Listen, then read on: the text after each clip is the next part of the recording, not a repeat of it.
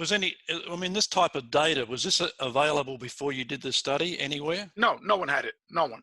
Because, as I said before, Kathy Martin, she teamed up with a study with Denise Stoner, who I believe you interviewed as well. Mm-hmm. Okay. And they wound up publishing their research findings in a book titled, I think it was UFO Files or something along those lines. I forgot Right. the Yep. name of it. Yep. And again, they had 50 people. All of them were abductees. And they only asked 50 questions. Okay. Well, what did we find out? Abductees were only 1/3 of the people who had these experiences. The other 2/3 had no recollection whatsoever of an abduction. Okay. Even those, so they missed 2/3 of the people. Okay. Right. Secondly, what we found out was that those people that had an abduction experiences, okay, eventually 70% of those people called themselves contactees and not abductees. Why?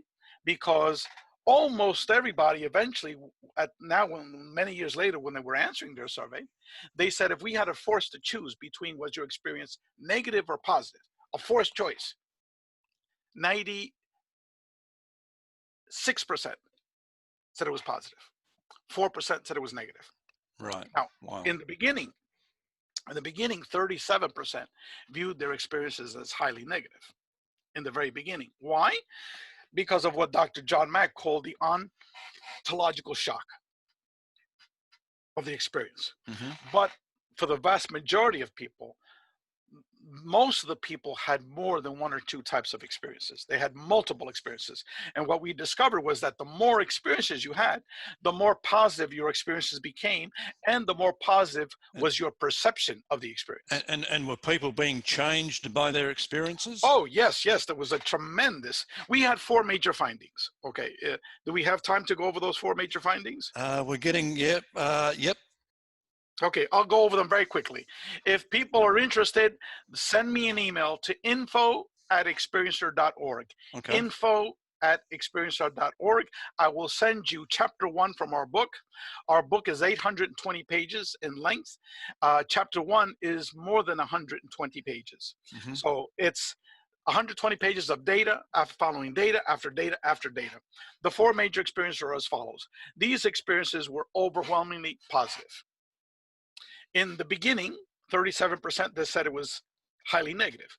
But towards the end, it was, we asked that question, positive, negative, or neutral, more than 25 different ways.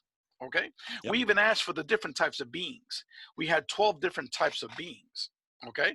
Even for the short gray, the one that you go to the internet and you have all these drawings of this evil gray on top of you. Well, only 10.5% of the people said that their experiences were mainly negative with the short grays. That's it, 10.5%, 1 out of 10 people. Okay, so that's just an example. Okay, we asked if you could stop your experiences, would you? Well, 86% said no, keep it coming, baby. Wow. So if this was just so horrible and dreaded, why would 86% said no? Okay. We also did for all of our questions, we grouped them into geographic areas. All of the folks in the US, all of the folks in Canada, all the folks in the United Kingdom, all the folks in continental Europe, and then we grouped Australia and New Zealand together. And we looked at every single question from the 600 questions that we asked. We looked at how people answered each of these questions from these 5 major country groupings. Do you know that there was less than a 10 percentage variability in each question? Okay, so people were answering the same way, no matter what geographic area you were from. And that again shows the validity of our study. Why? Because we had 4,200 people. Okay, that answered that survey. So survey number one, overwhelmingly positive. Number 2, these experiences were overwhelmingly transformative. Okay, like in my case, for example, I'm just an illustration. In pops a non-believer, total atheist. Out pops a deeply spiritual person, someone who might be highly religious, like my wife. You know, we had to go to church for Sunday mass, every Thursday for group prayer meeting. Now we're lucky if she goes once every 5 months. Okay, to church. Okay, money's not important anymore. It's not important. Okay. People became much more loving, much more caring for their brethren, more ecologically friendly. Okay, they had a purpose in their lives now.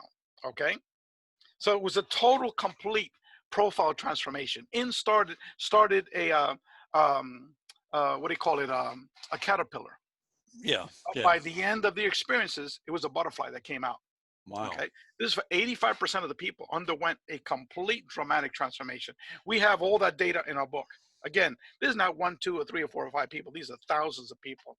The third major finding is that, and this is for the materialists that are out there, for the Richard Dolans of the world. Okay.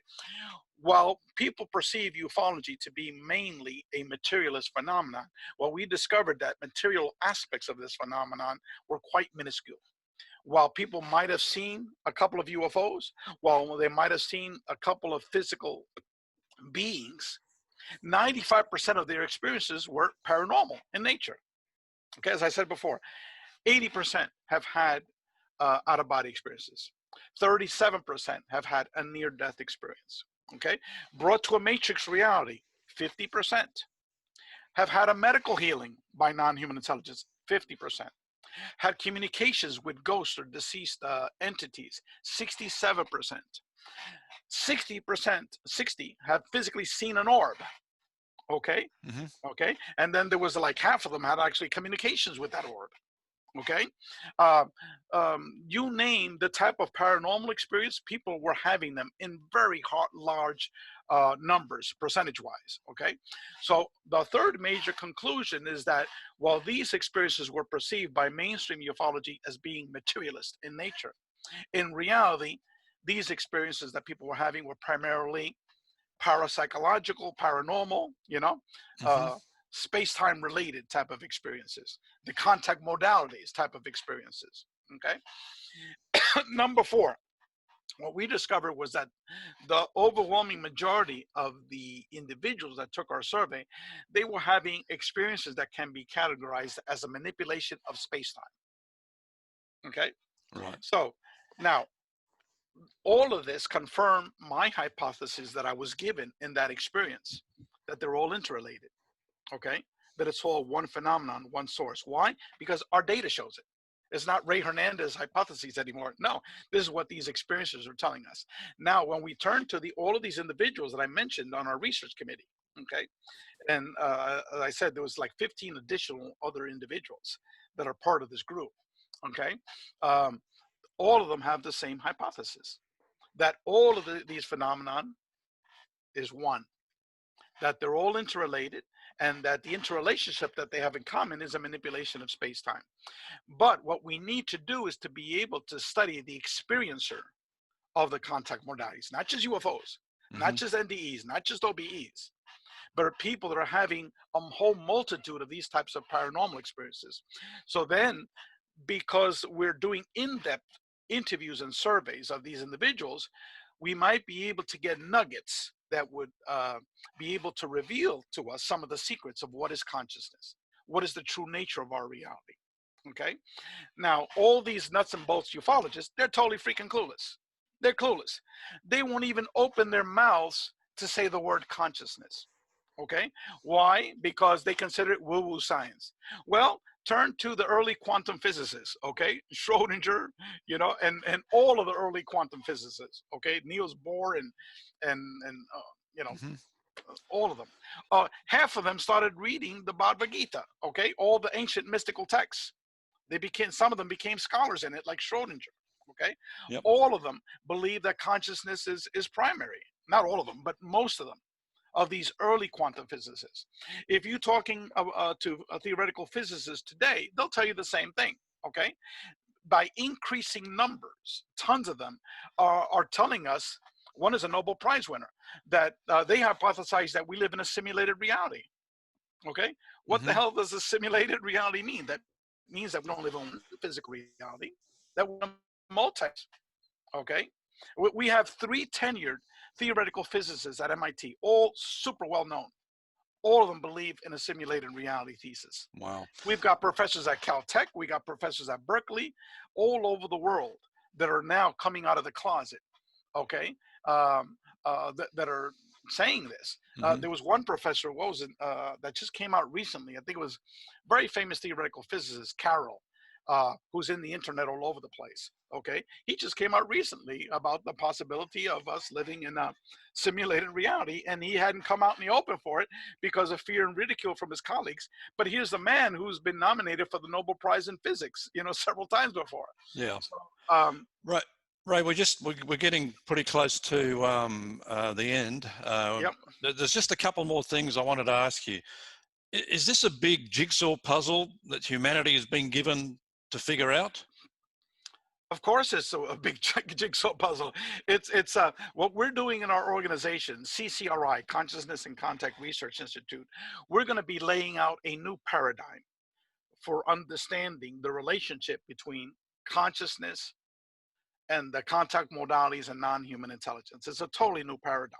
So it is a big jigsaw puzzle. Right now, we're all totally freaking clueless as to what the hell is going on. Okay, even Dean Radin, who has the highest respect for this field of parapsychology and the psi phenomenon, who many UFO buffs clearly know the name. Okay, Dean Radin acknowledged to me, Ray, we're totally freaking clueless as to what is consciousness. Okay, so we're giving little nuggets, but I believe we all believe that the experiencers holds the key that would open the door to be able to extract some of this golden nugget as to what is the true nature of our reality.